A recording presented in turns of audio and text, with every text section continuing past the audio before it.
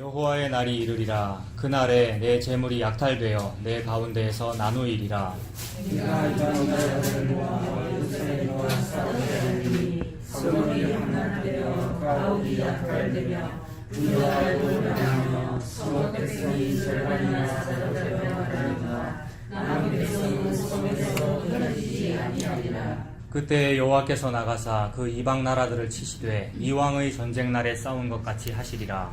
그날에 그의 발이 예루살렘과 곧 동쪽 감람산에 서실 것이요 감람산은 그 한가운데가 동서로 갈라져 매우 큰 골짜기가 되어서 산 절반은 북으로 절반은 남으로 옮기고 그 산 골짜기는 아셀까지 이를지라. 너희가 그 산 골짜기로 도망하되 유다 왕 우시야 때에 지진을 피하여 도망하던 것 같이 하리라.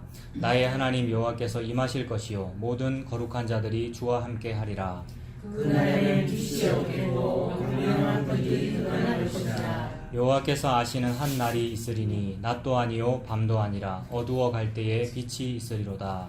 그날에 생수가 예루살렘에서 솟아나서 절반은 동해로 절반은 서해로 흐를 것이라. 여름에도 겨울에도 그러하리라. 여호와께서 천하의 왕이 되시리니 그날에는 여호와께서 홀로 한 분이실 것이요 그의 이름이 홀로 하나이실 것이라. 온 땅이 아라같이 되되 게바에서 예루살렘 남쪽 인모까지 이를 것이며 예루살렘이 높이 들려 그 온수에 있으리니 베냐민 문에서부터 첫 문자리와 성 모퉁이 문까지 또 하나님 망대에서부터 마리의 우주 장목까지라. 사람이 그 가운데 살며 다시는 저주가 있지 아니하리니 예루살렘이 평안히 서리로다. 아멘. 여러분 종종 말씀드립니다만 어떤 때는 참 말씀이 무엇을 말씀하시는지, 그러니까 목사가 뭐를 설교해야 될지 이렇게 분명히 보이는 게 있고요. 어떤 때는 너무 안 보여가지고 막 힘든 때가 있다고 말씀드렸지 않습니까? 이번 주가 또 그랬습니다. 14장 앞부분을 보는데 무엇을 말씀하시는지는 알 것 같아요. 어떤 구절들 몇 가지가 이게 그런 스토리겠구나 이렇게 알겠는데 도대체 이 말씀을 가지고 뭘 전해야 될지 아무리 생각해도 막 안 떠오를 때가 있거든요. 그럴 때는 막 미칩니다. 막 일어나서 막 잠도 안 오거든요. 잠은 자는데 뇌가 살아있는 그런 계속 생각하거든요. 그래서 오늘 새벽까지 그러더라고요. 도대체 모르겠어요. 막 어떻게 될지. 너무 괴롭고. 그럴 때는 이제 그야말로 자괴감 들죠. 자괴감. 나 목사인데 목사라서 설교를 해야 되고 게다가 이제 그런 자괴감은 또 왜 드냐 하면 옛날에는 좀 잘했다는 생각 때문에 또 그럴 때가 많거든요. 옛날에는 내가 좀 잘했다. 잘했던 것 같아요. 제가 옛날에 설교할 때는. 많은 성도들이 막 좋아했던 것 같고요. 그래서 그때는 어떻게 했지? 왜 그때의 그 잘됨이 왜 나한테서 안 나오지? 이런 것 때문에 막 괴로운 거거든요. 그런 느낌이 많아요. 근데 이제 서서히 참 은혜로 서서히 네가 뭐라고 잘해야 되니? 나는 이런 생각이 들 때 저에게 비로소 자유가 좀 주어지거든요. 근데 그게 참 안 되더라고요. 그래서 이제 뭐 상담도 도움받고 제가 그러는 거잖아요. 그러고 있는데 아무튼 너무 괴롭고 힘드나 그러나 희망이 되는 것은 뭐냐면요. 쭉 보다가 중간에 한번 보십시오. 14장 5절 중간 부분에 유다 왕 우시야 때에 지진을 피하여 도망하던 것 같이 하리라 라는 표현이 있지 않습니까? 이거 아모스 1장 1절에도 그 아모스가 그 드고아의 목자인데 뭐 지진전 2년에 뭐 이런 표현이 나오거든요. 우시야 왕 때 지진전 2년에. 그러니까 지금 어떤 우시야 왕 때 어떤 대단한 지진이 있었다는 말이죠. 이스라엘 역사에서. 우시야 때 지진을 피하여 도망하던 것 같이 하리라 라는 말이 뭐 엄청난 난리 때 막 사람들이 막 도망갔을 거 아닙니까? 너무나도 큰 난리가 있었다라는 표현의 관용구거든요. 그러니까 엄청난 큰 난리가 있었다라는 표현의 관용구, 우리나라식으로 하면 뭔지 아십니까? 엄청나게 큰 난리에 대해서 뭘 표현하고 싶다. 6.25 때 난리는 난리도 아니야. 그죠? 이게 관용구죠. 그런 식으로 말하면 엄청난 일이구나 이렇게 말하잖아요. 지금 말씀이 우리한테 엄청난 난리를 표현하기 위하여 유다왕 우시야 때 지진을 피하여 도망하던 것 같이 도망하리라 이렇게 말합니다.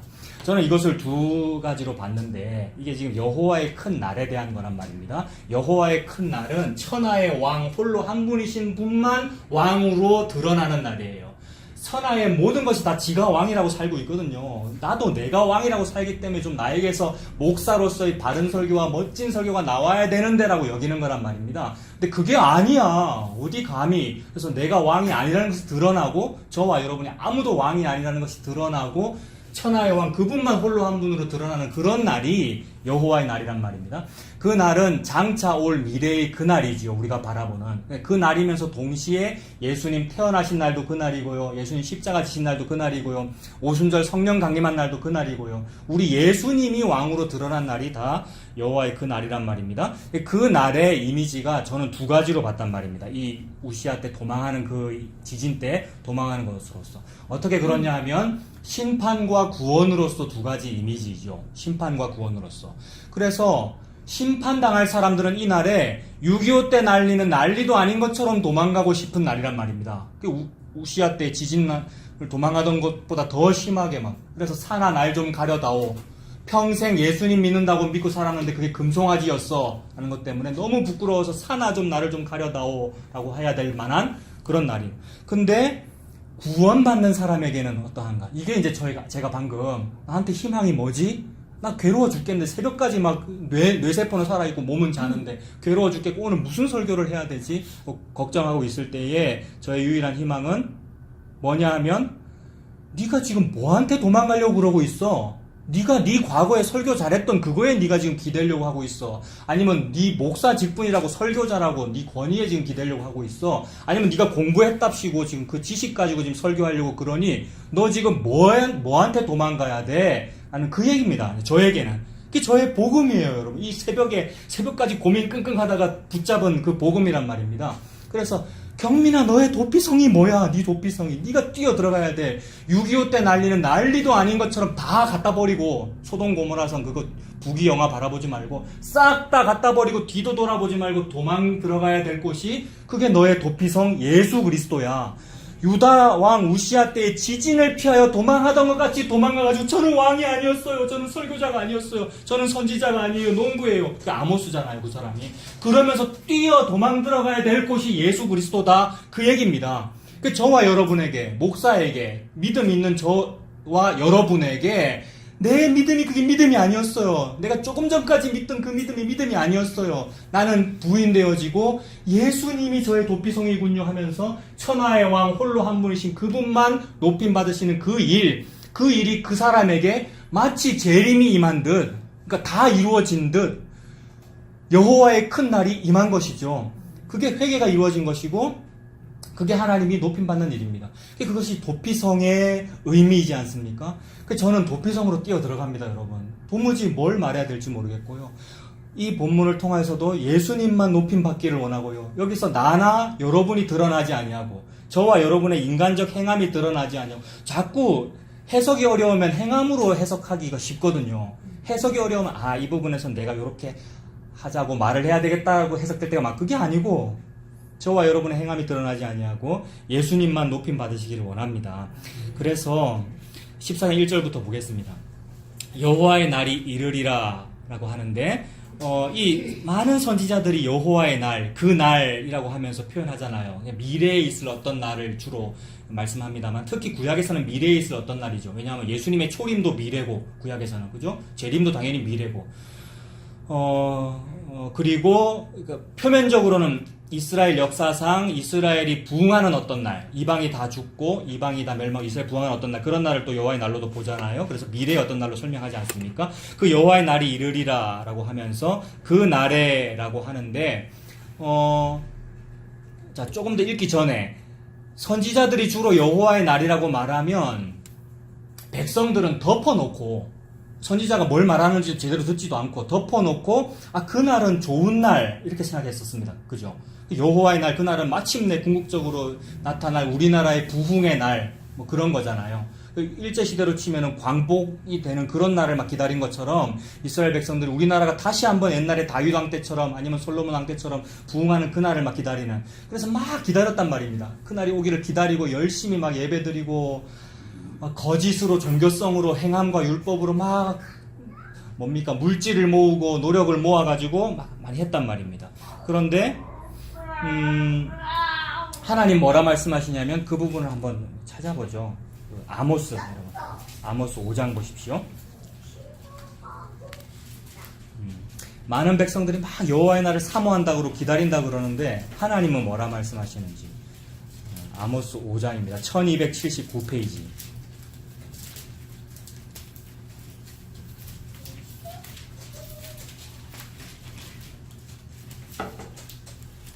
아모스 5장 18절에 이렇게 말씀하죠. 화 있을진저 여호와의 날을 사모하는 자여 너희가 어찌하여 여호와의 날을 사모하느냐 그날은 어둠이요 빛이 아니다. 아까 말씀드린 대로 이 여호와의 날은 두 가지 이미지를 해석할 수 있는데 심판과 구원인데 사람들은 그냥 좋은 것만 본다는 거죠. 말씀에서 좋은 것만. 그래서 막 그날을 사모한대요. 그날이 되면 내가 잘 될 거라고 그러고 내가 부흥할 거라고 그러고 우리 공동체가 잘 될 거라고 그러고 그러니까 오늘날로 해석하면 교회가 잘 될 거라고 그러고요. 자꾸 눈에 보이는 교회를 중심으로 사람 중심으로 해석하는 거 아닙니까?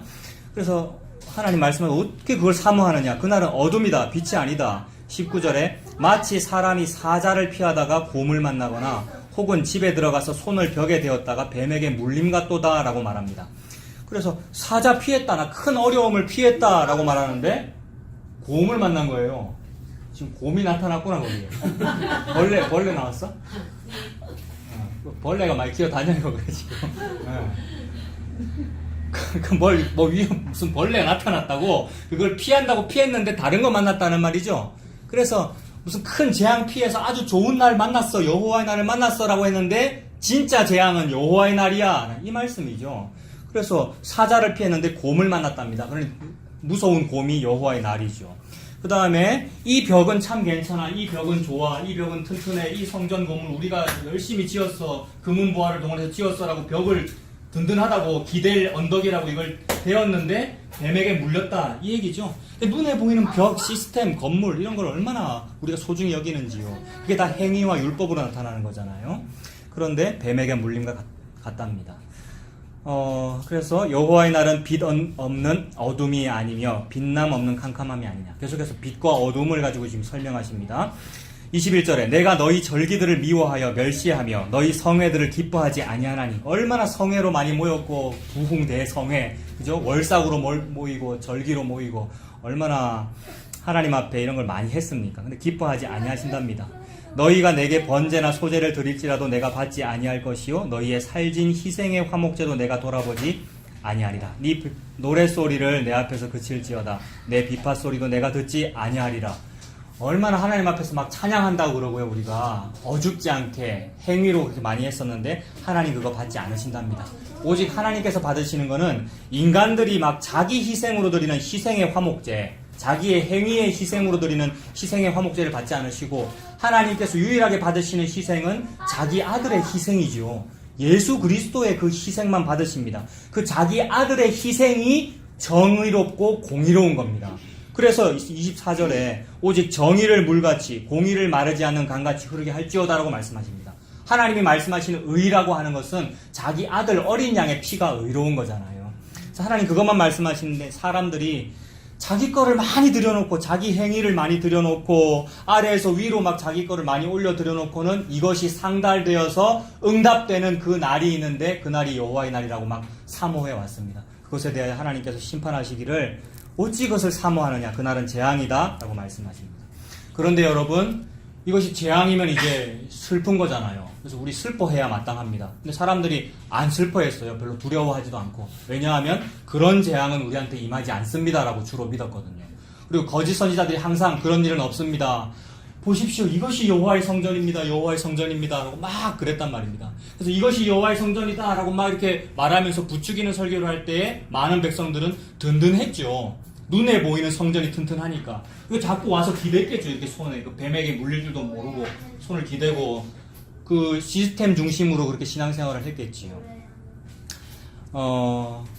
그런데 하나님은 참된 선지자를 통하여 참된 그의 성도에게 그러한 육신적인 즐거움을 말씀하지 않으시고 재앙을 자꾸만 말씀하십니다. 그 에스겔서를 한번 보겠습니다.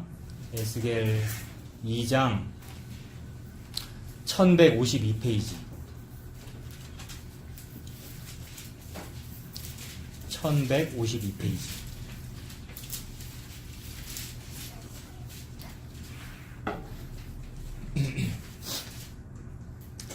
그 에스겔 2장 8절에 보면 하나님이 에스겔 보고 인자야 이렇게 부른다 했지 않습니까? 8절에도 너 인자야.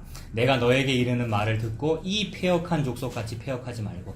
이 패역한 족속은 뭐냐 하면 방금 그거잖아요. 육신적인 즐거움을 바라보는 거지 않습니까? 눈에 보이는 성전 보고 사는 그런 사람들. 그게 바로 우리인데 그 패역한 족속같이 패역하지 말고 너는 네 입을 벌리고 내가 너에게 주는 것을 먹으라 하시기로. 그러니까 받아 먹어라. 말씀은 여러분 먹는 거죠. 말씀은 만나이지 않습니까? 말씀은 먹는 겁니다. 그래서 받아 먹어라 하시기로 내가 보니 보라 한 손이 나를 향하여 펴지고 보라 그 안에 두루마리 책이 있더라. 그가 그것을 내 앞에 펴시니 그 안팎에 글이 있는데 그 위에 애가와 애곡과 재앙의 말이 기록되었더라 라고 합니다. 사람들은 하나님의 말씀을 잘 안 받아 먹죠. 왜 안 받아 먹냐 하면 거기에 애가와 애곡과 재앙만 많기 때문에. 그래서 애가와 애곡과 제약은 안 받아 먹으려고 그러고 좋은 것만 막 먹고 있었단 말입니다. 좋은 것만 막 골라 먹고 있는 상태가 패역한 족속이죠. 근데 하나님은 다 먹으라고 그러시는 거잖아요. 그래서 받아 먹어라. 근데 그 안에는 애가와 애곡과 재앙이 가득하다. 3장도 보겠습니다. 또 그가 내게 이르시되 인자야 너는 발견한 것을 먹어라. 너는 이 두루마리를 먹고 가서 이스라엘 족속에게 말하라 하시기로 내가 입을 벌리니 그가 그 두루마리를 내게 먹이시며. 여러분 너무 먹기 싫은 거잖아요. 안 그렇습니까? 너무 먹기 싫은 거기 때문에 힘들더라고요, 여러분. 너무 먹기 싫은 거기 때문에. 이걸 잘 소화해가지고 또 이렇게 전해야 되는데 저도 지금 소화를 못 시키는 거 아닙니까? 내 안에 안 들어가고 안 먹어지는 거란 말이에요. 근데 하나님의 은혜는 먹이시네요. 저와 여러분에게. 심지어 막 배를 열어서 집어넣으시는 거잖아요. 3절에 보면 내게 이르시되 인자야 내가 내게 주는 이 두루마리를 네 배에 넣으며 네 창자에 채우라 하시기에 막 먹습니다. 하나님의 말씀을 받아 먹는데 애가와 애곡과 재앙의 말이잖아요. 너무 쓰고 맛 없어야 되는 거잖아요. 그런데 뭐라고 합니까? 내가 먹으니 그것이 내 입에서 달기가 꿀 같더라 라고 합니다. 여러분 정말 그렇습니까? 고개를 갸우뚱하시네요. 저는 안 그렇던데요, 여러분. 너무 괴롭고요. 특히 이번 주 괴롭다고 지금 말씀드리고 있지 않습니까? 너무 괴롭고요. 하나님 지금 애가와 애곡과 재앙이 가득한 안팎의 글자가 가득한데 그 글자가 전부 다 애가와 애곡과 재앙이래요. 그래서 저는 참 이해가 됩니다. 애가와 애곡과 재앙이고 미련하고 보암직하지도 않고 먹음직하지도 않고 참 저주스러운 것들이기 때문에 우리 인간이 좋은 걸로 바꾸는 거죠. 자꾸 도색을 하거나 조금 왜곡시키거나 좋은 걸로 바꿔서 우리가 다 받아먹고는 말씀이 꿀송이처럼 달아요 이러고 있는 거잖아요. 근데 그거 아니라 원래 하나님 말씀이 애가와 애곡과 재앙이랍니다. 그런데 그것이 달기가 꿀송이와 같답니다. 이것이 이제 수수께끼와도 같고 숙제입니다. 이걸 어떻게 풀어야 합니까, 여러분? 다시 스가랴서로 한번 가보겠습니다. 다시 14장 1절에 그런 날이 여호와의 날인데 한마디로 애가와 애곡과 재앙이잖아요. 그런데 여호와의 날이 이릅니다. 그 날에 네 재물이 뭐 됩니까? 약탈됩니다. 애가와 애곡과 재앙 맞습니까? 네, 약탈되어 네 가운데서 나누이리라. 나누이리라라는 말은 이거는 다 찢어져 가지고 막 다 나눠져 버리고 이방 사람들 다 가져가 버리고 막 그런 의미잖아요. 자, 그리고 2절에 내가 이방 나라들을 모아 예루살렘과 싸우게 하라니. 그러니까 하나님께서 적군들을 모아가지고 하나님께서 전쟁을 막 일으키셔가지고 적군들을 모아가지고 예루살렘과 싸우게 하신대요. 세상에 원통하게도. 그러니 하나님이 지금 애가와 애곡과 재앙을 일으키고 계시죠. 이것이 어떻게 꿀송이처럼 답니까? 원망스럽지요. 그래서 바로 다음 성경책이 말라기잖아요. 우리 이제 말라기 볼 거잖아요. 하나님 원망할 만하죠. 하나님 당신이 언제 내를 사랑했습니까? 하나님이 지금 이방 나라들을 모아서 우리를 괴롭혔잖아요. 라고 말이 나올 만도 하단 말입니다. 이방 나라들을 모아 예루살렘에 싸우게 하리니 성읍이 뭐 됩니까? 보십시오. 성읍이 함락되고요. 가옥이 약탈되고 부녀가 욕을 당하며 얼마나 무서운 일입니까? 성읍 백성이 절반이나 사로잡혀 간다라는 이야기입니다. 그래서 여러분 이게 전부 다 애가와 애곡과 재앙인데 여기서 이걸 어떻게 해석할까 막 고민하다가 이 생각을 해봤습니다. 여러분 그 이제 초대교회 시절에 가말리엘이라는 사람이 있었잖아요. 그 뭐 사도 바울도 가말리엘의 이제 뭐 수제자 아닙니까? 그 가말리엘이 말하기를 이 예수 믿는다는 이 사람들의 이거를 가만 놔둬라. 가만 놔두면 옛날에도 뭐 드다 같은 사람도 막 폭동 일으키고 일어났다가 처음에는 뭐 400명 정도 모이다가 시간이 지나니까 다 흩어지지 않더냐라고 그렇게 말하죠. 가말리엘이 그 무슨 말을 하는 겁니까? 사람들이 많이 모여가지고 계속 숫자가 많이 성장하면 그거는 하나님으로부터 온 일이니까 그거 인정해 줄만 하고, 근데 사람으로부터 난 일이면 저절로 숫자 다 줄어들고 흩어질 거 아니냐 이렇게 본 거죠. 가말리엘은 뭐를 기준으로 본 겁니까? 굉장히 가말리엘이 이성적이고 지혜 있어 보이잖아요. 그래서 굉장히 그 회의를 잘 주도해가지고 잘 한 것 같은데, 사실은 가말리엘의 그 지혜라는 것은 사람을 중심으로 본 거지 않습니까? 사람이 많이 모여가지고 점점점 그 공동체가, 그들이 교회라고 부르는 그 초대교회 공동체가 잘 성장하면, 아, 그거 여호와 하나님으로부터 온 것인갑다. 그러니까 우리가 안 건드려야 돼. 이렇게 하자는 거잖아요. 괜히 지금 미리부터 핍박하고 건드렸다가 우리가 하나님을 대적하는 것이 되면 어떡하니? 가만 놔둬라. 이렇게 말한 거잖아요. 근데 그 기준이 하나님을 두려워하고 있는 것이 아니라, 말은 하나님을 대적하는 자가 될까 두렵다라고 말은 그렇게 하고 있으나 사람을 중심으로 한 거란 말입니다. 그것이 인본주의죠. 우리도 우리 공동체가 옳다는 것을 제가 어떻게 막 드러내고 싶겠습니까? 자꾸 사람이 많이 모이면 노예에 가가지고, 또 노예는 또 그래요, 여러분. 막 처음에는 막 뭐라 하다가 숫자가 좀 모인다 싶으면 또 이제 모르죠. 그 이제 금정교회도 그런 교회 있다고 했지 않습니까? 누가 봐도 신사도 운동이라는 거 초반부터 다 알았는데, 개척 초기부터. 근데 아무도 아무 말 안 하다가, 아무 말 안 하고 있었죠. 안 하고 있다가, 근데 또 잘못됐다고 막 말은 하는데, 결국 못 건드린 이유가 숫자가 너무 커졌거든요. 그 지하철역 바로 근처에. 숫자가 너무 커졌죠. 예. 근데 지금은 또 하더라고요. 재판 과정 거치고 있던데. 예. 아무튼 숫자에 신경을 씁니다. 숫자에. 그 말은 사람 중심이란 말이죠. 하나님은 너희는 인생, 즉 사람을 의지하지 말아라. 그들의 호흡은 코에 있나니 수에 칠 가치가 어디 있느냐. 숫자 세보겠습니다. 수에 칠 가치가 어디 있느냐라고 하시는데, 우리는 인간인지라 그걸 자꾸 본다는 거죠. 사람 중심이더라고요. 그래서 이 오늘 스가랴 본문도 자꾸만 쉽게 해석하고 싶으면 좀 쉽게 해석, 빨리 좀 설교를 좀 잘하고 싶고 쉽게 해석하고 싶으면 사람 중심으로 보고 싶어요. 그래서 사람 중심으로 보되 그래도 제일 괜찮게 제가 보는 건 뭐냐 하면 이런 식으로 보는 거죠. 이런 약탈과 애가와 애곡과 재앙은 우리가 당해야 됩니다 라고 보는 겁니다. 저는 꽤 괜찮게 보는 거예요, 여러분. 왜 애가와 애곡과 재앙 안 당해야 됩니까, 여러분? 예수 믿으면? 좁으면 좁은 길 아닙니까? 맞잖아요. 그래서 좁으면 좁은 길입니다, 여러분. 이 말씀은 우리에 대한 말씀입니다. 이 약탈과 부녀가 욕을 당하는 것과 사로잡혀 가는 일을 우리가 당해야 합니다라는 쪽으로 말하면 복음적이기도 하면서, 복음은 좁으면 좁은 길이니까요. 하면서 조금 이제 쉽겠더라고요. 그게 하나고요. 좀 이따 또 말씀드릴게요. 또 다른 하나는 아예 정반대로 보는 거죠. 하나님은 우리 편입니다. 이것이 구약에서 보던 어떤 그런 적극적 사고방식 그런 거였잖아요. 하나님 우리 편입니다. 우리에겐 성전이 있습니다. 그러므로 하나님은 전쟁의 신이시고 우리는 망하지 않습니다. 이러한 애가와 애곡과 약탈과 이런 일은 우리에게 오지 않습니다. 이것이 거짓 선지자들의 외침이었고, 그 반대편에 있는 사람이 예레미야 선지자였고, 그 두 가지입니다. 즉 애가와 애곡과 재앙은 우리에게 임하지 않는다, 또는 우리가 그거 다 짊어져야 된다. 요 두 가지가 다 인간 중심이다 이 말입니다. 제가 지금 하고 싶은 얘기가 사람 중심으로 보기 때문입니다. 이거나 저거나 다 내가 주인공인 거예요. 내가 그 약탈을 안 당해야 됩니다. 도 나를 천하의 왕 홀로 한 분으로 여긴 것이고요. 제가 그거 다 당할게요. 그래서 막 살신성인 같은 게 우리 인류에게 있는 최고의 덕목이잖아요, 여러분. 예수 안 믿어도 누군가 살신성인 한번 해보세요. 민족의 영웅이 되지요. 이순신 장군님 호국의 영웅이잖아요. 그런 것처럼 살신성인 같은 뭐 그런 것을 우리가 복음 알고 예수님 믿어서 예수님 믿는 사람으로서 나도 그런 사람이 돼야지라고 하면 또 내가 주인공이 되더라고요. 그래서 그렇게 되면 내가 또 천하의 왕 홀로 한 분, 내가 높은 사람이 됩니다. 그렇게 되면 지난번에 말씀드린 미답지론처럼 또 되겠더라고요, 해석이.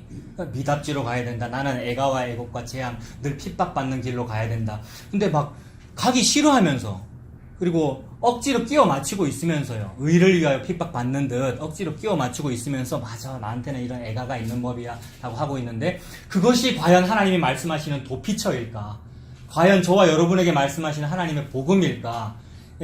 이제 그 생각에 이르는 겁니다. 그래서 이거 예수님으로 봐야 된다 이렇게 본 겁니다. 그래서 이 애가와 애곡과 재앙 저와 여러분에게 있음이 마땅합니다. 방금 제가 이 말한 것 때문에 나는 아니구나 이렇게 또 피해갈 일이 아니라 저와 여러분은 죄인으로서 이러한 어려움이 저와 여러분에게 있음이 마땅하고 이미 있습니다. 여러분 다 감기 걸리고 다 질병이 있고 다 어려움이 있잖아요. 이 땅에 사는 것이 지난주 말씀드린 대로 질그릇의 삶을 살고 있잖아요. 그러니 이미 저와 여러분 이런 어려움들이 있는 것이 맞아요. 그런데 내가 막 그 일을 당함으로써 하나님의 나라가 더욱 확장되거나 또는 내가 이 약탈과 이 애가와 애곡을 내가 당함으로써 혹시 내 이웃 단 한 사람이라도 구원할 수 있냐 그 말입니다. 내가 열심히 애가를 많이 당해서 고생 많이 함으로써 내 자식 한 명이라도 구원할 수 있냐 이 말입니다.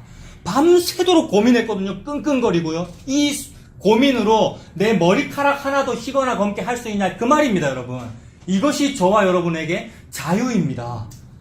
밤새도록 자유 없어가지고 끙끙대는데 조금 자유 알겠는데 그거였어요. 여러분 내 자식을 위해서 저 자식 너무 예쁘고 막 이걸 잘하고 싶은데 그렇게 내가 끙끙거림으로 저 자녀 하나 내가 구원해낼 수 있냐 그 말입니다. 시편 49편 사람은 사람의 생명을 속량하는 값이 너무나도 엄청나서 그 엄청난 그 금액을 영원히 마련하지 못한다. 내가 아무리 고생해도 저와 여러분이 아무리 애가를 많이 겪어도 애곡을 많이 겪어도 단 한 명도 구원해내지 못하잖아요. 근데 뭐가 복음입니까? 단 한 명이 아니라 택한 백성 전체를 구원해내는 어떠한 애곡이 있다는 말씀이잖아요. 택한 백성 전체를 구원해내는 어떠한 고통이 있다는 것이 복음이잖아요. 그 고통은 내 거 아니네요. 감히 내가 거기에 조금 더 보탤 수 없네요. 저와 여러분이 질병이 있다고 합시다. 십자가가 있다고 합시다. 저와 여러분이 무슨 이 땅에서 어려움이 있어가지고 막 하나님 앞에 원망 또는 애통하면서 기도할 만한 그런 고생과 고심이 있어도 조금도 구원의 보탬이 안 되는 것이고 오직 그분께서 하시는 그 아들의 희생만 사람의 생명을 구원해내는데 쓰임이 있더라는 말입니다. 이것이 복음이잖아요. 그것으로 막 도망 들어가라는 얘기를 지금 하나님 하고 계시는데 해석이 안 되어가지고요. 내가 이 애가를 좀 다녀야 되나? 내가 이 애통에 내가 좀 동참을 해야 되나? 라고 우리가 하더라고요. 그래서 개혁된 교회도 예수 믿고 이제 은혜를 많이 얻었으니까 그 은혜에 우리가 동참하기 위하여 내가 이것도 하고 이것도 하고 고마워서 하는 겁니다라는 말을 통해서 참 그것도 복음적이고 참 솔깃한데 하나님 그 말씀하시는 것이 아니라 예수님의 십자가를 말씀하고 계시는 거죠. 네가 주인공이 아니고 예수님이 주인공이야 라는 말씀을 하나님 하고 계십니다. 그래서 선지자들이 계속해서 동일한 말씀을 하시죠. 지금 약탈당하는 일, 함락되는 일, 다 이렇게 재물이 나뉘어가지고 흩어져서 약탈당하는 일을 말씀하고 계시는데 그래서 적군들로 하여금 노략질을 당해서 노략질이 아주 급하게 벌어지는 일. 그래서 뭡니까? 노략질이 아주 급하게 벌어진다. 이 사람들 말로 뭐라고 합니까? 이사야가 아들을 둘 낳았는데 아들의 이름을 짓죠. 둘째 아들의 이름인데 둘째 아들 이름이 마헬살랄 하스바스. 이거 다 한번 좀 들어봤는데 어려워가지고 방언 같아서 지금 말씀 안 하시는 거죠? 네, 마헬살랄 하스바스. 둘째 아들의 이름을 그렇게 짓는데 그 이름의 뜻이 노략질이 아주 급하게 일어난다라는 그런 뜻입니다. 근데 무슨 아버지가 자기 아들 이름을 그런 식으로 짓겠어요? 저는 우리 아들 딸 이름이 뭐라고요? 이안 이훈인데 진흙이자 평안할 안자, 진흙이자 교훈 훈자거든요. 제가 한번 말씀드렸는데 애 이름은 좋게 지어야 된다 그러더라고요. 그러니까 좋은 뜻의 한자로. 제 이름은 서울경의 옥돌민이라 그랬잖아요. 좋은 뜻이잖아요. 근데 이제 복음 알았다고 그 다음에 이제 개혁주의 목사라고 애 이름을 좀 괜찮게 지어야지라고 하면서 이제 폼을 내려고 진흙이자를 쓴 거예요. 우리는 흙이다, 진흙이다. 근데 그 흙인 게 제일 편해. 그러니까 썩어 없어지는 게 제일 편해라는 그런 뜻으로 이제 그래서 이안이고요. 그다음에 이후는 그게 교훈이야라고 이렇게 지었는데. 지금 이사야는 더 한 거잖아요. 하나님이 이사야 보고 네 아들 이름을 노략질 당해서 폭삭 망한다라고 지으라는 겁니다. 그게 마헬살랄 하스바스. 그런데 놀랍게도 그건 둘째 아들의 이름이고 그 이름 짓기 전에 먼저 다른 이름이 먼저 있었던 거예요. 첫째 아들의 이름이 뭐냐 하면 스알 야숲. 그 스알 야숲이 뭐냐면 남은 자가 돌아온다라는 뜻이거든요. 근데 오늘 본문하고 똑같아요. 14장 1절, 2절이 전부 다 망한다는 말인데, 다 망하는데 그 망하는 일이 있기 전에 하나님의 청사진, 미리 먼저 있었던 첫째 아들의 이름, 먼저 있었던 일이 뭐냐면 2절 뒷부분, 남은 백성은 성읍에서 끊어지지 아니하리라. 이 얘기잖아요. 선지자 이사야를 통하여 하나님 이사야의 아들들 이름 지으면서 하나님 하시는 일이, 마엘살랄 하스바스 스알야숲을 통해서 하나님 하시는 일이, 거기에 그 이름에 하나의 이름 더 나오는데 뭐냐면 임마누엘이라는 이름도 나오거든요.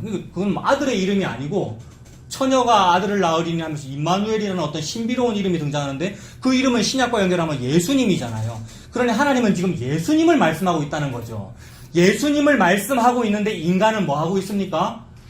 우리는 독자로서 인간은 뭐 하고 있느냐면, 이 재앙은 나에게 임하지 않습니다. 또는 그 재앙 제가 담당할게요. 라고 하고 있는 거란 말이에요.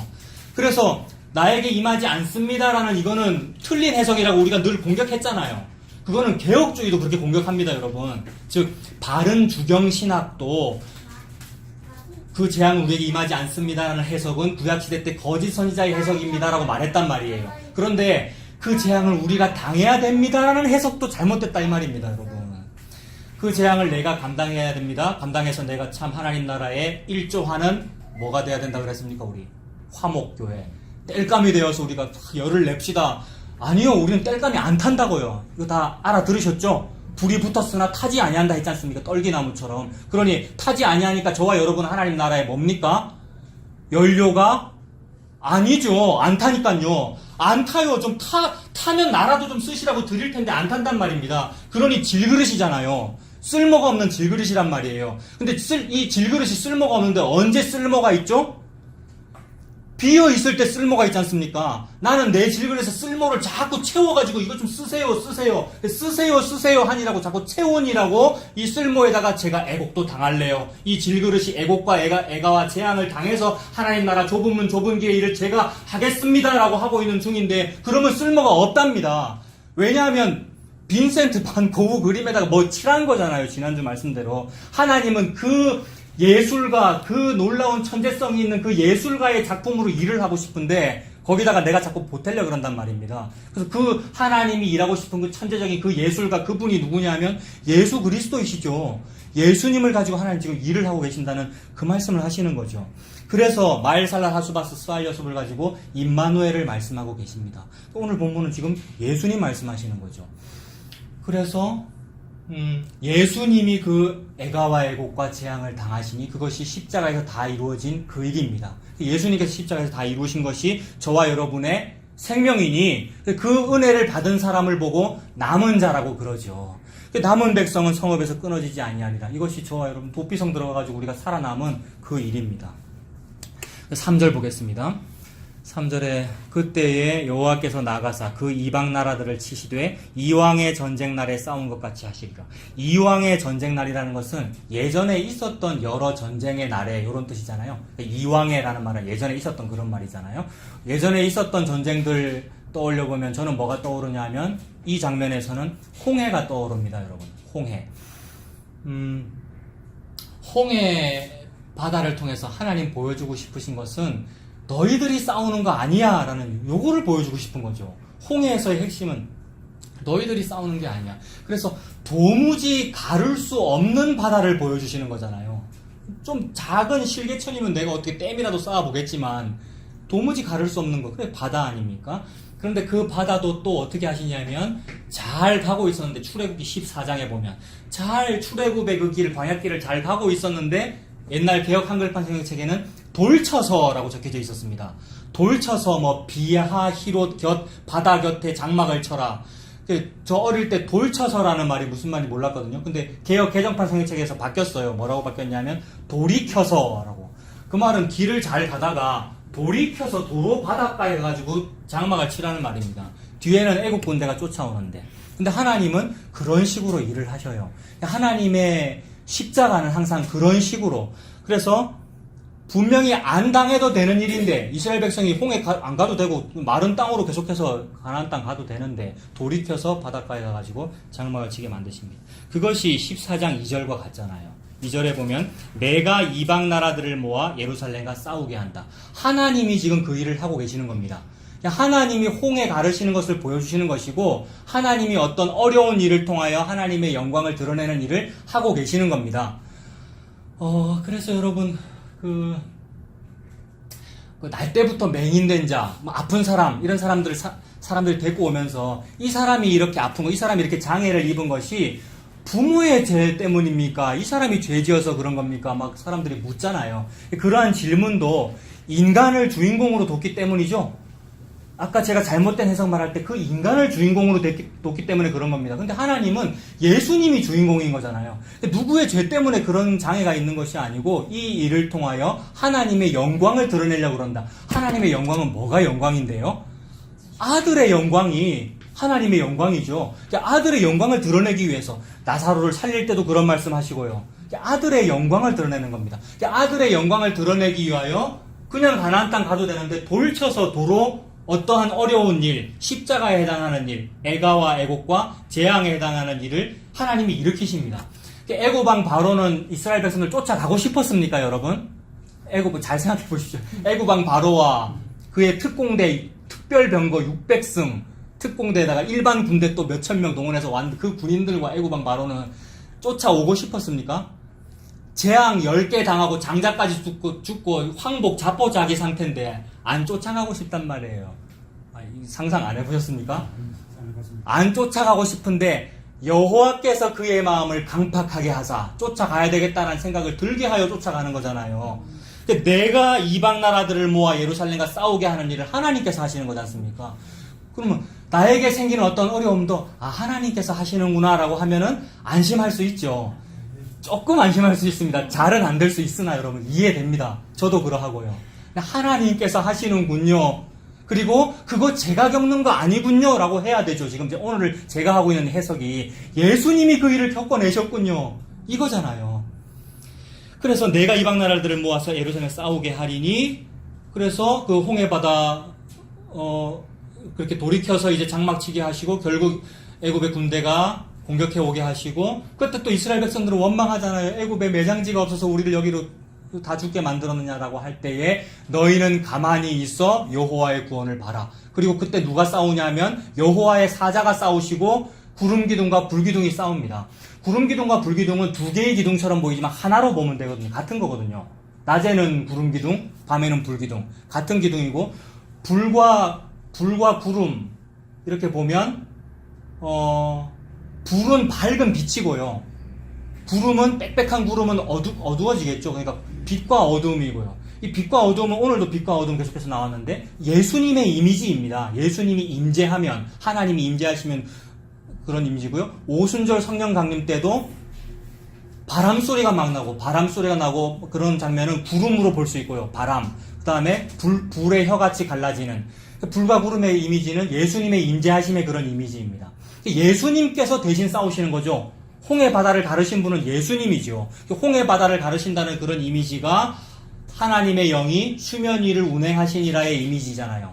홍해 바다를 갈랐다는 말은 물에 빠지지 아니한다라는 것이니까 물을 정복한다는 거지 않습니까? 그래서 노아의 방주도 물 위에 뜬다는 것이고, 모세의 갈대 상자도 물 위에 뜬다는 것이고, 그 엘리야 엘리사 시대 때 여러 가지 기적들도 그런 이미지이고, 그래서 쇠로 만든 도끼가 물속에 들어갔는데 물 위에 뜬다는 이미지. 물 위에 뜬다. 물을 지배한다. 그래서 예수님이 갈릴리 바다 위를 폭풍우 속에서도 걸으시면서 잔잔하라 라니까 잔잔하죠. 예수님이 아랫물을 다스리신다는 이미지잖아요. 우리가 무슨 걱정을 한다고 홍해 바다가 갈라집니까? 우리가 무슨 애가와 애곡과 재앙에 우리가 동참한다고 무슨 누구를 구원하는 일이 조금이라도 벌어집니까? 천하 인간의 구원을 받을 만한 이름을 주신 일이 없고 오직 예수님 뿐이니까요. 예수님께서 그 일을 하신다는 것을 여러 가지 모양을 통해서 증명하고 계시는 중입니다. 그래서 그 사례로서 이왕의 여호와께서 전쟁하시던 날을 생각해 보라는 얘기입니다. 가장 대표적인 이왕의 여호와의 전쟁의 날, 홍해 바다의 날입니다. 그래서 그 홍해 바다를 그렇게 건너고 나서 모세가 노래를 부르죠. 모세가 모세의 노래를 부릅니다. 이것이 나중에 요한계시록에도 나오는데, 요한계시록에는 그 유리바다를 건너고요. 유리바다를 건너는 장면이 우리의 궁극적인 구원의 모습이란 말입니다. 우리가 사탄이 우리를 공격하는, 우리를 지옥에 갈 수밖에 없는 그 공격의 바다를 건너고 나서 노래를 부르는데 어린 양의 노래를 부른대요. 구약에는 모세의 노래라 그랬는데 요한계시록에는 어린 양의 노래래요. 어린 양은 예수 그리스도이지 않습니까? 예수 그리스도께서 홀로 싸우신 그 승리의 노래를 부르게 됩니다. 그것이 마침내 우리가 들어갈 시온성이지요. 나중에 우리 찬송 부를 건데 어제 카톡에 집사님 그거 올리셔가지고 지금 악보 다 받으셨죠? 그게 이제 저 멀리 배는 시온성이잖아요. 그래서 그 시온성에 경민아 네 설교나 네 공로로 들어가는 거 아니고 성도들이 믿는다고 해서 그 사람의 그 믿어주는 그 행위로 들어가는 것이 아니고 예수님의 공로로 들어가는 거야. 네가 사는 동안에 자꾸만 네가 부인되는 것을 겪어라라는 말씀을 저는 오늘도 듣고 있고요. 그래서 이 설교 준비를 통해서 네가 부인되는 것을 저는 자꾸만 겪고 있고요. 여러분도 그렇게 되시기를 바랍니다. 무엇을 기대하십니까? 예수님만 기대하시고요. 나는 자꾸만 내 기대가 꺾이는구나. 그래서 조금 전에 믿었던 것도 꺾이는 거잖아요. 조금 전에 알았던 그 확신이 꺾이고 주일날 다시 한번 갱신되는 거잖아요. 예수님으로서요. 내 확신을 다시 붙드는 것이 아니라 예수님으로서 다시 갱신되는 거잖아요. 그렇게 예수님으로 다시 갱신되는 사람이 뭐냐 하면 내가 왕이 아니고 예수님이 왕입니다. 그분만 홀로 천하의 왕이시고 홀로 한 분이십니다. 로 드러나는 거죠. 그렇게 되는 사람은 미래에 있을 시온성을 바라보는 사람입니다. 그래서 이 땅에서 저 멀리 배는 시온성 좀 희미하게 보이지 않습니까? 희미하게 보이는 저 멀리 배는 시온성 그거 바라보고 사는 거죠. 그래서 그거를 자꾸 하나님께서 이렇게 리마인드 시키십니다. 이왕의 전쟁의 날을 한번 생각해봐라. 그때 싸우셨던 것처럼 여호와의 열심으로 싸우셨잖아요. 붙여주시는 전쟁. 구약에서 하나님께서 붙여주시는 전쟁은 그 백성들이 싸운 거 아니었지 않습니까? 그 대표적인 게 또 여리고성 전쟁 같은 거 아닙니까? 백성들이 하지 않았어요. 하나님께서 했죠. 그것이 붙여주시는 전쟁 아닙니까? 여호와께서 저와 여러분에게 예수의 이름으로 그렇게 싸우시는 줄로 믿습니다. 4절에 그날에 그의 발이 예루살렘 앞 곧 동쪽 감람산에 서실 것이요 감람산은 그 한가운데가 동서로 갈라져서 매우 큰 골짜기가 되어 산 절반은 북으로 절반은 남으로 옮긴다. 감람산이라고 했는데 감람산은 우리 예수님이 자주 서셨던 산이죠. 지금 감람산에 그의 발이 선다라고 했는데 우리 예수님이 감람산에서 사람들 만나고요. 제자들과 함께 이야기하고요. 또 감람산에서 예수님이 제자들에게 종말을 말씀하셨거든요. 종말. 그래서 그 종말의 그날이 이 여호와의 날이지 않습니까? 그 여호와의 날 마침내 있을 궁극적인 그 승리를 말씀하셨는데 그게 감람산에서 그 말씀했는데 감람산에서 서시는 그 장면이 마치 예수님이 거기에 서시면은 산이 막 갈라져가지고 골짜기가 되는 그런 일이란 말이에요. 여러분 보이십니까? 이 땅에서 지금 예수님이 서셨는데 사실 안 갈라지고 있죠. 다 반항하고 있고 뭐 다 자기들이 왕이라고 하고 있는데 사실은 묵시 속에서 예수님이 이기셨고 예수님이 이 땅에 서셨기 때문에 다 갈라졌어요. 갈라져서 길이 만들어졌고요. 오실 분을 예비하라 세례요한이 외쳤는데 평탄하게 되어가지고 길이 되어라라고 했는데 아무도 길 안 되고 막 자기 지 건물이나 세우고 막 있고 이러고 있는데 아니었어요. 묵시 속에서 예수님이 서셔가지고 길 만들어졌고 평평해졌습니다. 그래서 갈라지고 막 산이 절반은 북으로 가고 절반은 남으로 가고요. 그것이 묵시 속에서 보이시죠? 그것이 보이는 것이 시온성을 보고 있는 중이잖아요. 그렇게 여호와의 대로가 열려가지고 하나님의 도성이 만들어진 것, 그 하나님의 도성이 새 예루살렘 성이잖아요. 우리는 이 땅에 요 예루살렘 바라보는 거 아니지 않습니까? 왜냐하면 이 예루살렘은 무너지는 성이네요. 그래서 예수님이 이 예루살렘 성 무너진다, 성전 무너진다라고 했고 실제로 AD 70년에 로마 장군 디도라는 사람이 쳐들어와서 예루살렘 성 다 무너졌단 말이에요. 이런 본문들은 사실 문자적으로는 AD 70년에 예루살렘 성이 무너지는 것으로서 함락되는 것으로서 이루어지지요.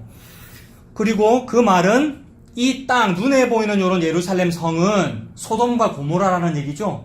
우리가 예루살렘이다 여호와의 도성이다라고 좋아하고 있는데 사실 눈에 보이는 그 여호와의 도성이라는 것은 소돔과 고모라와 같은 겁니다.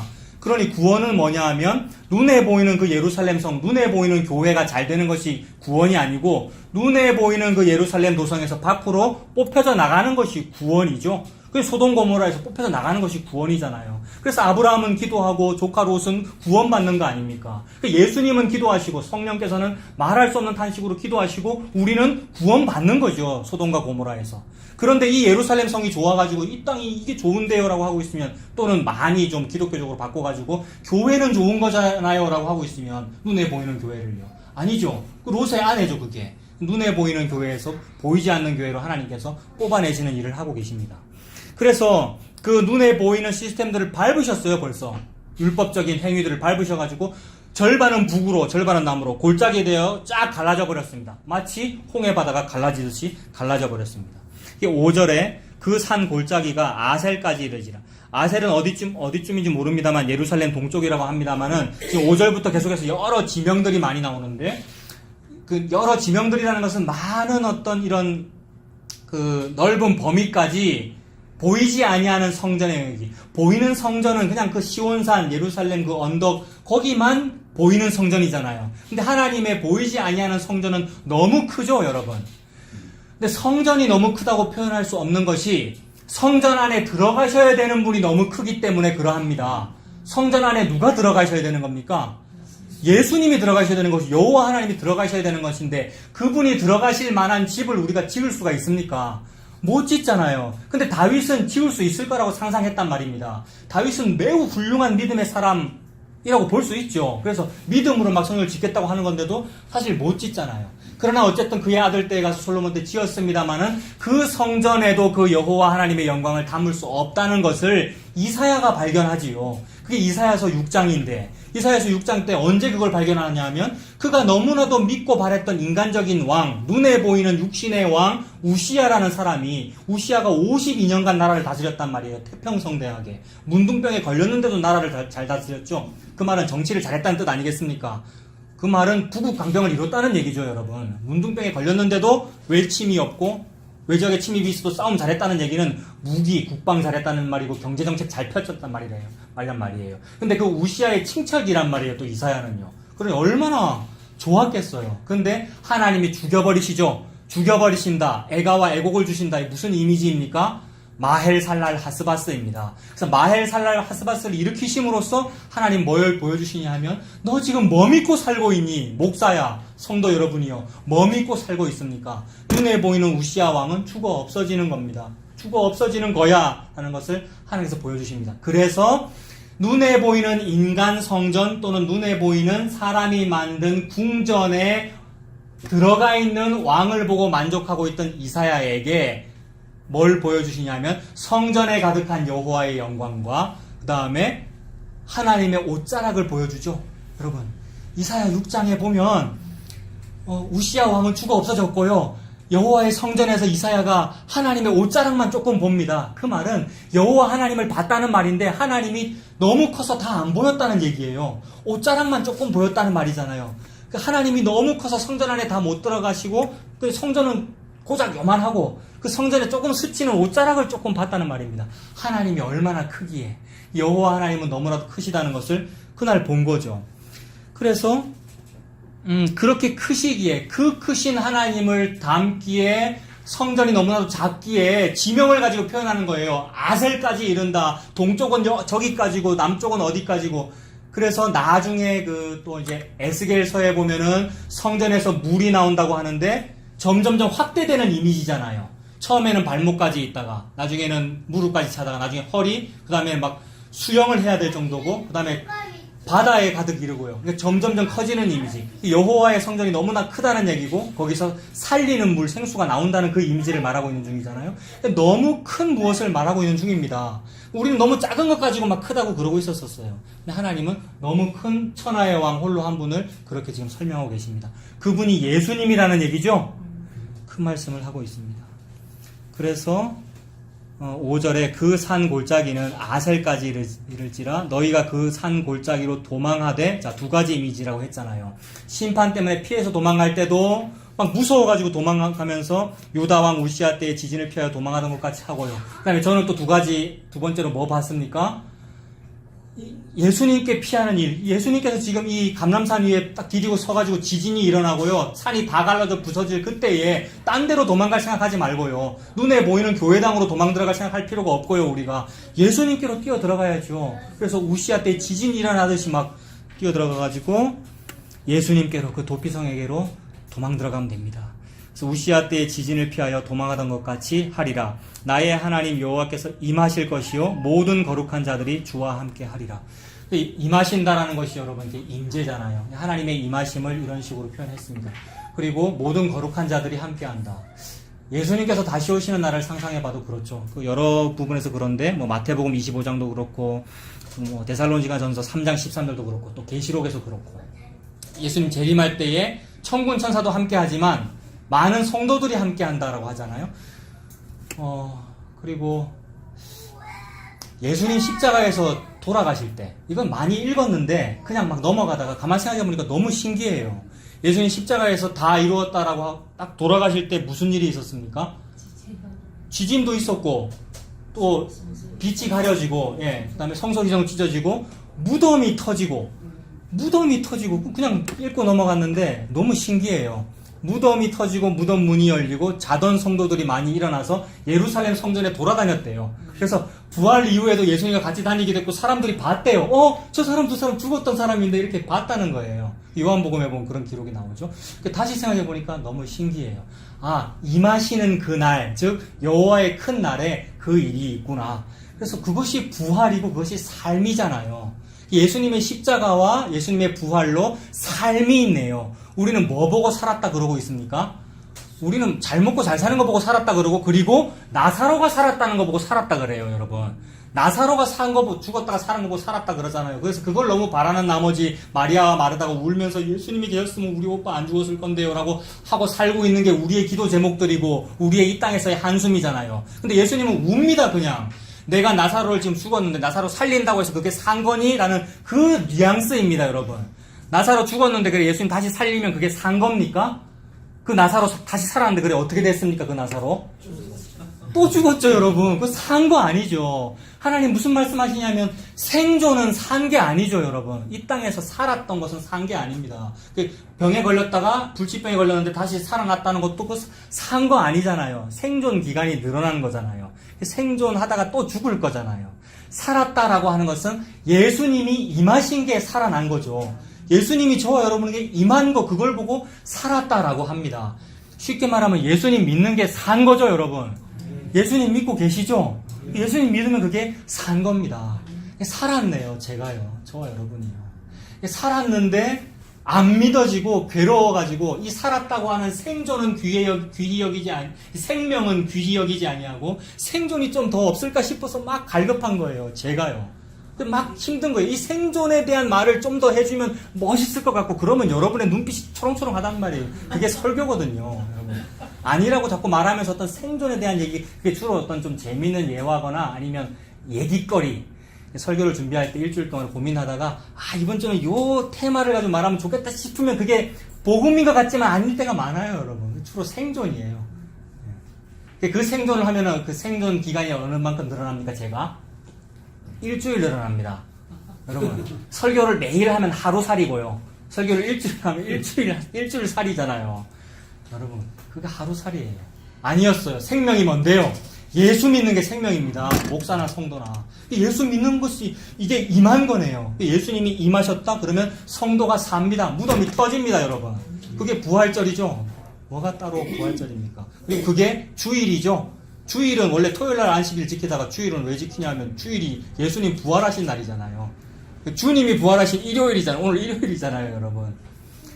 그 의미잖아요. 예수님 안에서의 부활이네요. 이것이 생명입니다. 그래서 그 예수님이 임하신 날입니다. 모든 거룩한 자들이 주와 함께합니다. 6절에 그 날에는 빛이 없겠고 광명한 것들이 떠날 것이라. 이것은 구원과 심판을 동시에 말씀하시는데 그 십자가의 날, 십자가 때에 그 해가 빛을 잃었잖아요. 태양이 분명히 떠 있는데 빛을 잃잖아요. 빛이 없겠고 광명한 것들이 떠날 것이다. 광명한 것들이 뭡니까, 여러분?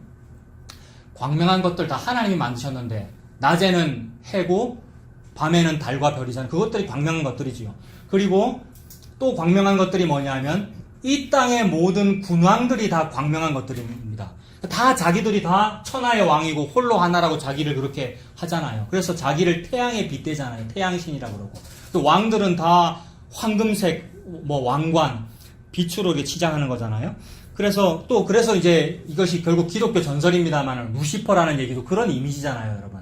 루시퍼라는 얘기도 밝다는 이미지. 그래서 광명한 것들로 이렇게 치장합니다만 광명한 것들이 떠납니다. 그래서 밝은 태양도 빛을 잃게 함으로써 뭐가 진짜 빛인 것을 보여주시는 겁니까? 예수님이 진짜 빛이라는 것을 보여주시는 거죠. 조금 더 보겠습니다. 7절에 여호와께서 아시는 한 날이 있으리니 낮도 아니고 밤도 아니다. 어두워갈 때에 빛이 있으리로다. 여호와께서 아시는 한 날이랍니다. 여러분, 이 날 우리가 알고 싶잖아요. 너무나 우리 인류가 이 날을 알고 싶습니다. 여호와께서 아시는 한 날을. 그래서 많이 계산하잖아요. 옛날에도 많이 계산했죠. 다미 선교회도 있었고요. 다미 선교회 생각나십니까? 그 다가올 미래를 준비하는 선교회, 다미 선교회. 그래서 1992년 10월 28일인가 그랬어요. 우리 딸 생일인데. 10월 28일. 그 하여튼 그날 뭐 그런 거 계산하고 그랬는데, 계산하는데 어떤 근거가 있더라고요. 그런데 하나님은, 예수님은 그날과 그 시는 알 바가 아니랍니다. 근데 그런 종말의 말씀을 하신 장소가 또 감람산입니다. 감람원이라 그 산에서 그 말씀 하셨어요. 여호와께서 아시는 그 한 날이 있는데 낮도 아니고 밤도 아니고요. 그러나 어두워갈 때에 빛이 있습니다. 어두워갈 때니까 태양이나 달이나 이 광명체가 없는 날이에요. 그런데 빛이 있어요. 광명체가 없는데 어떻게 빛이 있죠? 예수님이 빛이시니까 빛이 있습니다. 8절에 그날의 생수가 예루살렘에서 솟아나서 절반은 동해로 절반은 서해로 흐를 것이다. 여름에도 겨울에도 그러하리라. 아까 그 이미지이죠. 그래서 참된 빛이 있고 참된 생수가 있는 것이 새 예루살렘 성의 이미지입니다. 이 헌 예루살렘 성, 눈에 보이는 것들은 다 망하고 없어지고요. 하나님께서 새로 지으시는, 하늘에서 내려오는 하나님의 도성, 새 예루살렘 성이 있는데 거기에는 태양이 없어도 빛이 있고요. 그리고 생수의 강이 흐르고요. 거기는 오곡백과가 막 좌우에, 강 좌우에 나무가 있다 그러잖아요. 생명나무가. 그 이미지죠. 그래서 그날의 생수가 예루살렘에서 솟아나서 절반은 동해로 절반은 서해로. 이것이 에스겔의 이미지로 보면 되겠습니까? 생수가 막 흘러나오는데 처음에는 발목 깊이, 무릎, 허리 점점 차고 넘쳐가지고 생수가 흐르리라. 이 생수를 마시고 싶어가지고 평생 갈급한 것이 인류잖아요, 여러분. 그래서 막 스스로 우물 파는 거잖아요. 생수에 그런 데는 예수님은 버려놓고 우리가 열심히 우물 파는 거잖아요. 우물 파느라고 힘들어가지고 야곱의 우물 곁에서 고민하고 있던 여자가 수가성 사마리아 여자잖아요. 그게 우리지 않습니까? 그때에 나를 믿으면 생수가 흘러 넘치리라고 예수님 말씀하지 않습니까? 그것이 바로 요 예루살렘이지요. 이 예루살렘 성이 바로 예수님 자체이지요. 근데 생수가 흘러 넘쳐가지고 동해로 절반은 서해로 흐를 것이다. 여름에도 겨울에도 그러하다. 우기에도 그러하다. 건기에도 그러하다. 그 말입니다, 여러분. 여름에도 겨울에도 그러하다. 건기에도 생수가 충만하다는 그 말씀이죠. 그 부분 한번 잠깐 보겠습니다. 요한계시록 여러분 21장 신약 421페이지.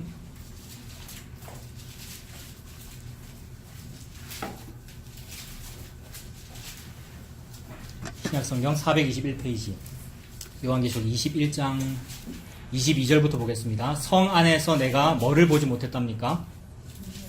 22절에 성전을 보지 못했답니다. 이는 주 하나님 곧 전능하신 이와 및 어린 양이 그 성전이십니다. 따로 성전이 필요 없죠, 여러분. 예루살렘 성전 무너진다고 말씀하신 것이 지당하단 말입니다. 예수님이 곧 성전입니다. 그 어린 양이 그 성전이심이라. 그 성은 해나 달의 비침이 쓸데없습니다. 이는 하나님의 영광이 비치고 어린 양이 그 등불이 되십니다. 그래서 성막 안에도 촛대가 있었고요. 성전에도 촛대가, 금촛대, 7촛대가 있었는데 빛을 상징하죠. 예수님이 빛이구나, 그 말씀이죠. 마침내 해나 달의 비침이 쓸데없습니다. 예수님이 참된 광명이기 때문에 그렇습니다. 24절에 만국이 그 빛 가운데로 다니고 땅의 왕들이 자기 영광을 가지고 그리로 들어갑니다. 땅의 왕들이 왜 이렇게 합니까? 이 왕들이 자기가 왕이라 그러면서 자기가 막 광명을 누리면서 그랬는데 제가 왕이 아니었군요 라고 하면서 자기 면류관을 벗어야 됩니다. 그 왕관을 벗어가지고 그 영광을 들고 막 드리는 거죠. 이렇게 저는 이거 못 가지겠어요. 그래서 예수님께 영광을 돌리는 거죠. 25절에 낮에 성문들을 도무지 닫지 아니하리니 거기에는 밤이 없습니다. 사람들이 만국의 영광과 존귀를 가지고 그리로 들어가겠고 무엇이든지 속된 것이나 가증한 일 또는 거짓말하는 자는 결코 그리로 들어가지 못하되. 거짓말이 뭡니까, 여러분? 여기서 속된 것, 가증한 것, 거짓말이 뭐길래 이거를 들고는 못 들어간다고 그럽니까? 내가 내 힘으로 이 일에 좀 보탬이 될 수 있어요. 내가 이 애가와 애곡과 재앙을 내가 많이 당했어요. 내가 복음 때문에 내가 핍박을 많이 받았습니다라는 요런 자기 의를 가지고는 그 거짓말이거든요. 무슨 내가 핍박을 당했습니까? 예수님이 십자가에서 다 이루셨지. 예수님이 십자가에서 다 하셨습니다라는 이 일이 예수님을 천하의 왕으로 높이는 것이기 때문에 요것만 참말이고, 참 목사 제가 좀 괜찮습니다, 요거는 거짓말이란 말이에요. 이것이 속된 거 거짓말이고 가증한 것이죠. 그걸로는 결코 들어갈 수 없답니다. 저와 여러분에게 이러한 자기 의가 있으면 어떻게 합니까? 그러면 자기 의가 많은데, 지금 저와 여러분에게 자기 의가 많은데 어떻게 해야 됩니까? 빨리빨리 빨아야죠. 이거 세탁해야죠. 우리의 이 옷에 더러운 게 붙은 거잖아요. 그래서 자기의 겉옷을, 의복을 세탁하는 자가 복이 있죠. 요한계시록에서 자꾸 빨아야 됩니다.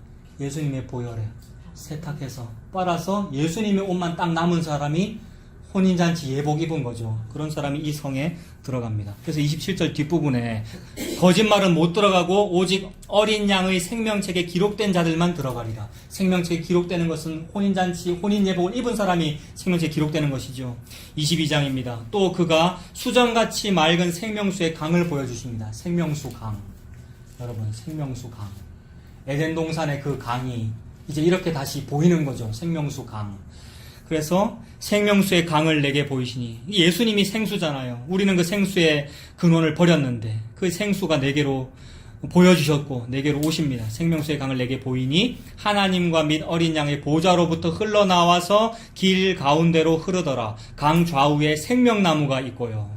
생명나무로 들어가는 길 여러분 막혔잖아요. 여러분 두루 도는 화영검으로 막고 계시잖아요. 근데 보여졌어요. 저와 여러분에게 예수님의 십자가로. 강 좌우에 생명나무가 있어서 12가지 열매를 맺되 달마다 그 열매를 맺고 그 잎사귀들은 만국을 치료하기 위하여 있더라. 치료가 뭡니까? 무슨 병 걸렸습니까? 여러분, 저와 여러분들이 죄라는 병이고 문둥병이고요. 머리끝에서 발끝까지 맞아서 터졌고 상하고 상해서 고침받지 못한 그런 것들밖에 없단 말입니다. 그런데 만국을 치료하기 위해서 있는 생수랍니다. 에스겔서에 있는 그 성전에서의 샘물도 마찬가지죠. 강물이 점점 흘러서 바닷물이 되는데 만국을 치료하는 그런 바닷물이래요. 그런 생수래요. 그래서 예수님을 하나님께서 그렇게 표현하십니다. 그 예수님이 저와 여러분에게 생명수로 지금 함께 계십니다. 그 말씀을 하시죠. 다시 스가랴로 가겠습니다. 그래서 14장 8절의 그 생수가 요한계시록의 그 성전에서의 생수와 그렇게 연결되네요. 14장 9절. 그렇게 되면 여호와께서 천하의 왕이 되시리니 그날에는 여호와께서 홀로 한 분이실 것이요 그의 이름이 홀로 하나이실 것이라. 그래서 지금 하나님은 뭐하고 계시는 중이냐면 이 천하의 왕 홀로 한 분이 바로 예수님이잖아요. 하나님이 자기 아들 예수님을 지금 드러내고 있는 중이잖아요. 그래, 하나님은 뭐가 관심사이냐 하면 자기 아들을 자랑하고 있는 중입니다. 저와 여러분에게. 하나님은 자기 아들만 자랑하기 위하여 저와 여러분에게 여러 가지를 섭리하고 계시죠. 그래서 저는 이렇게 믿습니다. 나에게 생기는 어떤 안 좋은 일이든지 좋은 일이든지 여러 가지 겪는 모든 경험들은 다 하나님이 자기 아들을 나한테 자랑하시니라고 생기는 일이다. 이렇게 해석합니다, 여러분.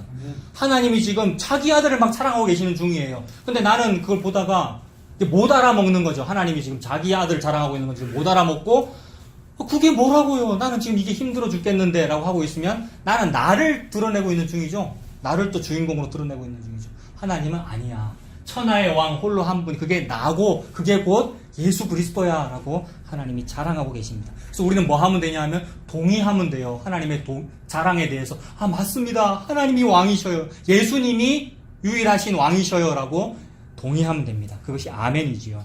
하나님 그 말씀하십니다. 그래서 천하의 왕 홀로 한 분을 하나님이 높이고 계시고, 그래서 그 왕 앞에 어떻게 되느냐 하면 10절에 온 땅이 아라바 같이 됩니다. 아라바는 광야를 의미하거든요. 평평한 들판을 말합니다. 그래서 산들이 막 자고해서 높아지고 있는 거잖아요. 내가 높다고, 내가 왕이다고. 그때에 평평해라 하나님이 오시니까요. 세례요한의 외침이 그거잖아요. 오실 길을 예비하라는 거잖아요. 그래서 하나님 앞에서, 즉 예수님 앞에서 다 평지가 되어버립니다. 온 땅이 평지같이 되되 게바에서 예루살렘 남쪽 림몬까지. 아까 지명이 많이 나온다고 했잖아요. 이 지명은 정확히 어딘지는 알 수 없습니다. 그러나 넓은 지역을 말하니라고 지명을 예로 드는 거예요. 그러니까 모든 땅들과 모든 지명들이 다 평평해진다. 누구 앞에서요? 예수님 왕 앞에서 그 의미지요.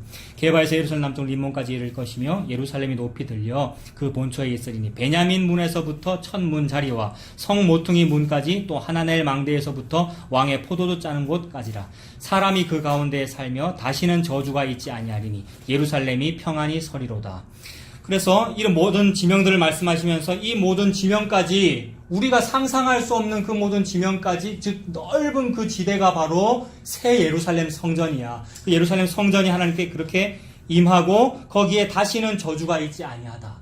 여러분, 예루살렘 성전에는 저주가 많았죠. 참 저주스러웠어요. 사두개인들이 상권을 쥐고 있고요. 그리고 막 사회복지 사업한다고 불쌍한 사람들 많이 모아서 구걸하게 합니다만은 참된 회복이 없었잖아요. 그래서 이름은 사회복지센터라고 이름은 붙어 있는데 참된 복지는 없는 것이, 그것이 베데스다 연못 같은 거잖아요. 그런데 예수님이 임하니까 그 저주가 풀어지는 거잖아요. 예수님이라고 하는 참된 베데스다, 참된 예루살렘이 거기에 임하니까 저주가 풀어지는 거잖아요. 저와 여러분의 헌신 봉사나 우리의 믿음이나 우리의 한다고 하는 어떤 그 일이 요 저주를 조금이라도 풀어내는 데에 보탬이 됩니까? 하나도 안 되더라고요. 그러나 오직 예수님께서 하시는 일만 이 저주를 풀어냅니다. 그 저주가 예수님 이름으로 풀어진 곳이 우리가 들어가는 시온성입니다. 그래서 멀리 뵈는 그 시온성 그거 바라보고 삽니다. 여러 가지 탄식도 있고 어려움도 있으나 그러나 시온성 바라보면서 사는 저와 여러분들 다 되시길 바랍니다. 기도하겠습니다. 살아계신 하나님 아버지, 주님의 은혜를 감사합니다. 이 땅에서 광야길 같은 40년 사는 동안에 여러 가지 우여곡절을 겪을 때가 있는데, 기쁠 때에는 기쁘다고 좋아하다가도 때로는 힘들 때에는 또 낙심하는 것이 바로 우리입니다. 주님께서 우리에게 은혜 베풀어 주셔서 이 저주를 끊으셔서 마침내 보이는 그 시온성 바라보며 살 수 있도록 하나님 인도하여 주시옵소서. 예수님의 이름으로 기도합니다.